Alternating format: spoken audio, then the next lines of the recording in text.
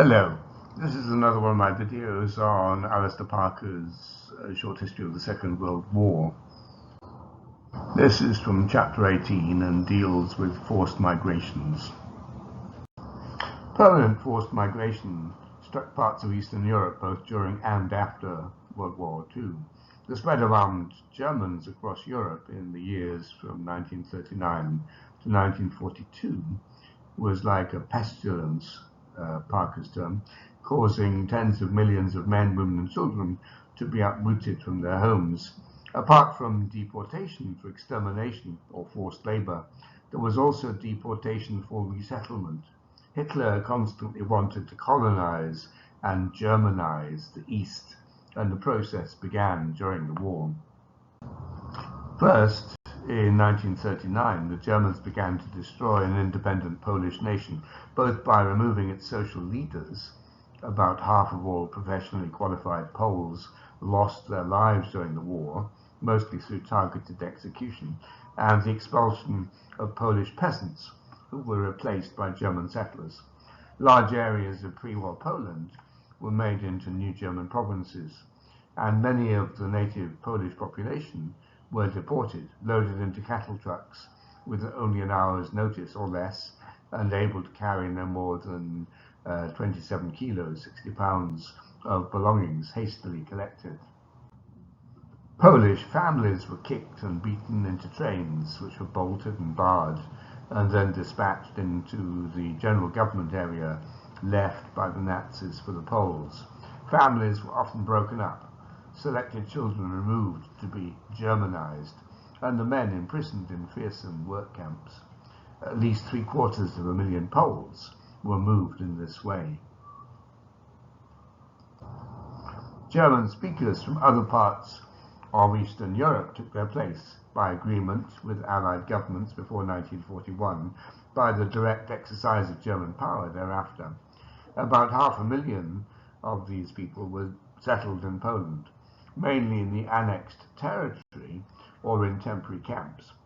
Two German agencies, the Reich Commission for the Strengthening of Germanism and the Main Office for Race and Settlement Questions, were involved. They sifted through potential German settlers from Romania, Yugoslavia, the Baltic states, Eastern Poland, and South Tyrol. About 1.25 million German speakers were uprooted, sometimes by, quote, vigorous compulsion. In May 1942, a general plan for the East proposed the resettlement of 3.5 million German speakers over the next 25 years, with intensive settlement in the areas directly annexed to Germany and mobile garrisons scattered across the frontier areas of European Russia to help the new German soldier peasants hold down the natives. Even within the general government, 11,000 Poles were evicted from the Zamość area, renamed Himmlerstadt, to clear land for German settlers. And as late as November 1942, 7 Ukrainian villages were cleared of their inhabitants, and ethnic Germans moved in. And in spring 1944, 65,000 supposed Finns were returned to Finland from northern Estonia. The plan also projected that other Nordics, Scandinavians, Dutch, even English, would join the settlement process in time. The Soviets also packed people into cattle trucks in order to strengthen socialism. These included up to 1 million members of the Polish upper and middle classes, as well as landed gentry in 1939 and 1940, who were sent off to Siberian labor camps, from which some of the survivors were later released after the German invasion. This also happened in the newly occupied states, Baltic states, with over 100,000 bourgeois, that is landowners, intellectuals, clergy, packed off to Siberia. Existing Soviet citizens also forcibly moved to Siberia, including 500,000 Volga Germans. These are people who'd settled in Imperial Russia from the 18th century, and some 600,000 southern Russian Muslims, including Crimean Tatars, Kalmucks, Chechens, Karachay, from 1944 up to 1946 for alleged collaboration with the Germans. In the summer of 1943, the German retreat from the Soviet Union began, with fighting all the way, and the destruction of useful equipment and food stocks, the poisoning of wells, and the removal of workers who might be useful to the advancing Red Army. By 1944, German and German-controlled humanity began to flee eastward, with the newly established German settlers fleeing the approaching Soviet rout, followed by long-established German communities in former Polish lands. Then, in 1945 and 1946, ethnic Germans were expelled from newly independent Czechoslovakia, and the newly annexed German lands transferred to Poland. Now it was the turn of Germans to be deported, and Poles and Czechs to settle in their place. By 1947, 10 million Germans or more had moved westward into the borders of the new post-war Germany, particularly to the British and American zones. It was the largest mass migration of Europeans ever recorded. This forced movement was commonly extremely brutal, with first the Red Army smashing into German homes and initially allowed to take indiscriminate revenge on German civilians with rape, pillage and murder.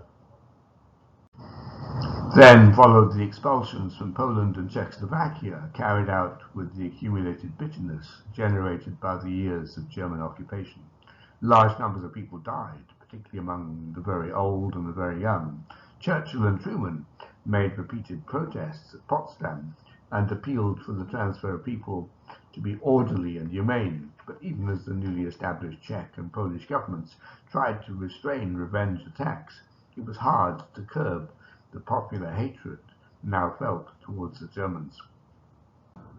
Another forcible deportation, which was far less known, was of those Soviets who had fallen into British and American hands as they invaded Europe in 1944 and 1945. The Western Allies didn't anticipate any problems. They assumed, correctly, that these men had been coerced into the German military, but they also assumed, incorrectly, that they would be eager to return to the Soviet Union. At Yalta, the Western Allies promised to repatriate all Soviet citizens they had found, but they found that the ex-Soviet soldiers didn't want to return. From May to September 1945, they repatriated over 2 million men, but they often had to use force in order to do this. Those sent home included people who had fled during the Civil War period, as well as citizens of territories annexed by the Soviet Union since 1939. When these people got back to the Soviet Union, those who had collaborated with the Germans were shot, whilst the rest, the majority, were sent to labor camps. American and British soldiers were increasingly reluctant to be involved in forcing people, and by the end of 1945, repatriations were confined to those who had been soldiers from the pre-1939 Soviet Union and proven collaborators. Perhaps 500,000 people eventually were able to avoid repatriation of this nature. So many thanks to you for listening, and particular thanks to my patrons for their kind support and encouragement. You are, of course, very welcome to support my channel. Please do like, comment and share on the videos. It really does help. Subscribe if you want to be notified of future videos. I'll give a Patreon link below if you want to provide practical support. Next week we'll talk about displaced persons and the Jews. Have a good day.